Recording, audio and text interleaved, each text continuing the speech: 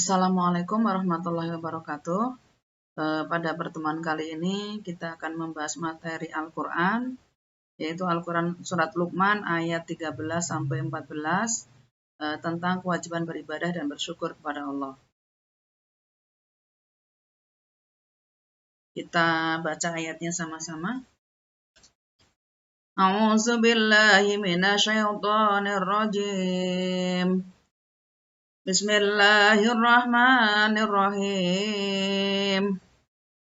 Wa iz qala Luqmanu li banihi wa huwa ya'iduhu ya bunayya la tusyrik billah inna syirka la dzulmun 'adzim. Wasaynal insana biwalidayhi hamalathu ummuhu wahnan 'ala wahnin wa fisaluhu fi 'amaini an ishkur li wa liwalidayk ilayyal masir. Shadaqallahul azim. Artinya, yang ayat 13, dan ingatlah ketika Luqman berkata kepada anaknya, ketika dia memberi pelajaran kepadanya, wahai anakku, janganlah engkau mempersekutukan Allah, sesungguhnya mempersekutukan Allah adalah benar-benar kezaliman yang besar. Ayat 14-nya artinya, dan kami perintahkan pada manusia agar berbuat baik kepada kedua orang tuanya. Ibunya telah mengandungnya dalam keadaan lemah yang bertambah-tambah dan menyapihnya dalam usia 2 tahun. Bersyukurlah kepadaku dan kepada kedua orang tuamu.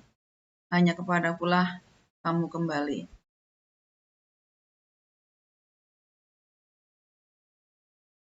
Kita artikan per katanya atau arti mufradatnya. Wa iz qala, dan ingatlah. Luqman, libnihi kepada anaknya, wahwa dan dia, atau Luqman, ya'iduhu memberi pelajaran kepadanya, ya bunayya, wahai anakku, la tusyrik billah, jangan kamu menyekutukan Allah. Inna, sesungguhnya syirka, menyekutukan Allah itu ladulmun adzim, sebuah kezaliman yang amat besar.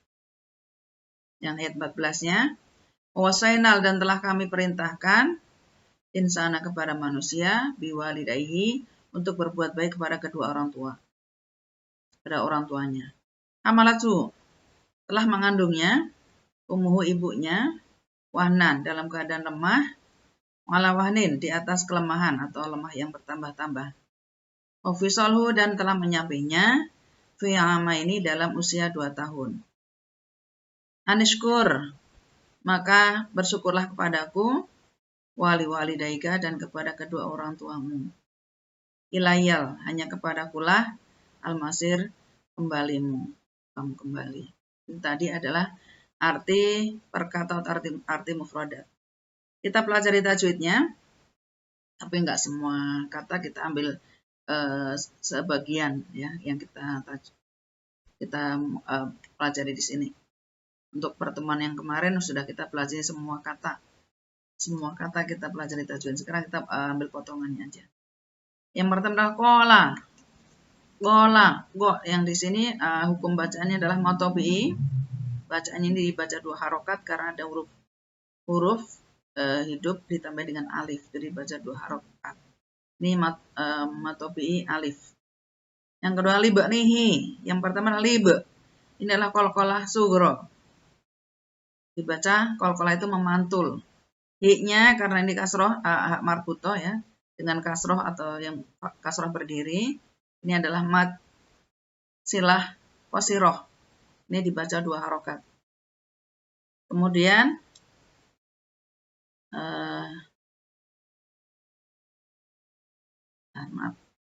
libnihi, ini mad silah qasiroh. Yaiduhu, hu-nya ini adalah matsilah qasiroh.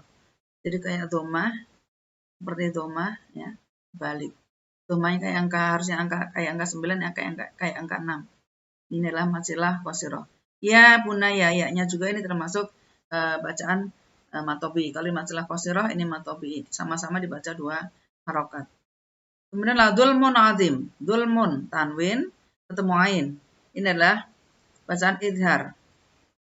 azim. Ini karena akhir ayat, jadi ini matilah. Maaf. Azim akhir ayat aridi sukun. Kemudian ada wahnan yang ayat selanjutnya, wahnan ada tanwin, fatatain ketemu dengan ain. Ini idhar dibaca jelas. La'nya itu adalah matobi'i. Itu tadi adalah kita pelajari tajwidnya sepotong-sepotong ayat, potongan ayat aja. Untuk yang selanjutnya adalah kandungan surat Luqman ayat 13 sampai 14. Yang pertama, bahwa orang tua itu harus mendidik anak-anaknya untuk bertauhid pada Allah Subhanahu wa taala. Bertauhid itu artinya mengesahkan Allah. Anak harus diperkenalkan bahwa yang berhak disembah itu hanyalah Allah yang esa.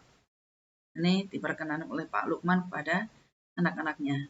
Mendidik anaknya, pendidikan adalah yang paling utama sehingga menjadi pendidikan pertama yang diberikan oleh Pak Luqman kepada anak-anaknya. Ini Pak Luqman mengenalkan yang pertama kali dikenalkan kepada anaknya adalah masalah tauhidnya. Yang kedua, surat Luqman ayat 13 ini berisi tentang larangan berbuat syirik. Larangan berbuat syirik. Syirik, yang ketiga ya, syirik atau menyekutukan Allah itu merupakan kezaliman yang paling besar.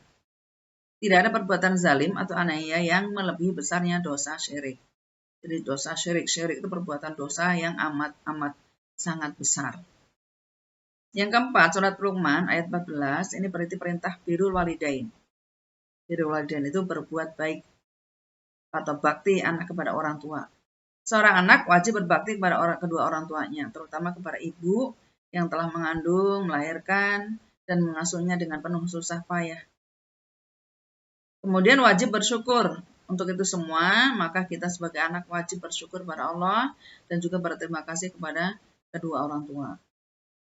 Nah, ayat ini mengingatkan bahwa semua manusia akan kembali kepada Allah untuk mempertanggungjawabkan semua perbuatan yang kita lakukan ketika kita hidup di dunia. Nah, demikian tadi materi kita tentang Al-Quran, ya, materi Al-Quran kita tentang Al-Quran surat Luqman ayat 13 sampai 14 tentang kewajiban beribadah dan bersyukur.